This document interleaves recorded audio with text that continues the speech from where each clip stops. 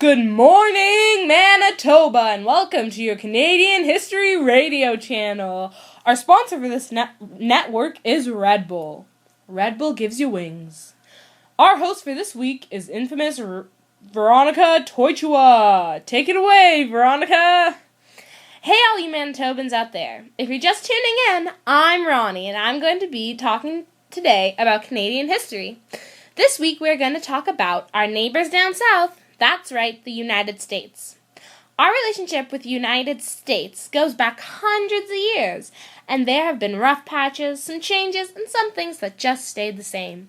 The history of Canada and the U.S. is a big thing to cover in only one cast, so this first one is going to cover continuity and change, and next week it's going to cover the historical significance of our relationship.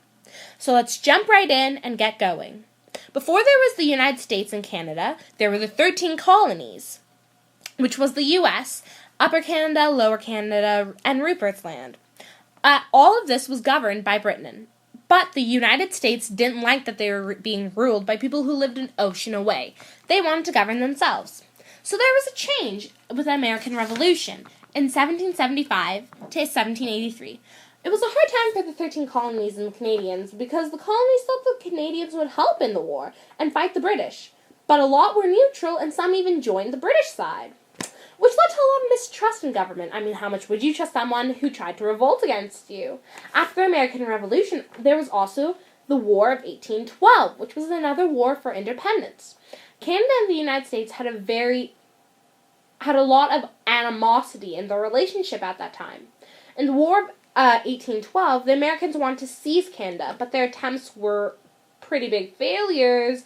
The British burned the White House and other important buildings. This war created, like I said, a lot of tension between the two of us.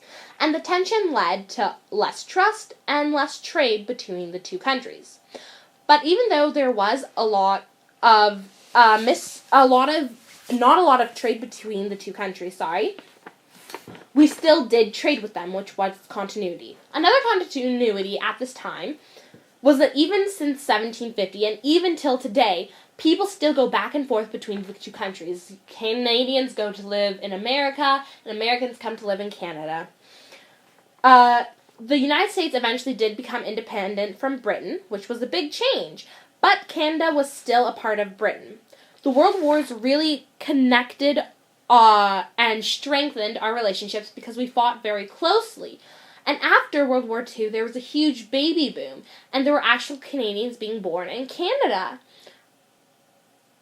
There was the Great Depression of 1929, which was a huge down spiral economically for the United States, which affected us because through this time we were trading and we had a relationship with the United States, so we also went into a depression. There was the Free Trade Act of 1987, which led to a huge, strong trade between the two of us, and the largest bilateral trade relationship in the world. 1/7 of jobs depend on trade with the United States here in Canada, and over 8 million U.S. jobs depend on trade with Canada. The United States is Canada's biggest investor, and Canada is top 5 in the U.S. investors. The national policy was a huge change in 1979. There were high tariffs or taxes on the U.S. important goods, which did really well and successfully grew Canada's manufacturing industry. It remained in effect for quite a few years, and it helped change Canada from one of the poorest countries to one of the wealthiest. Then, in 1988, there was the Free Trade Agreement, which ultimately led to the North American Free Trade of 1994, which also included Mexico. And all through this time, there was one link connecting us in Canada. There was another link connecting us in Canada, which was our language, which lasted from the very beginning, where we both spoke English. But it did change for Canada because French became another main language in Canada.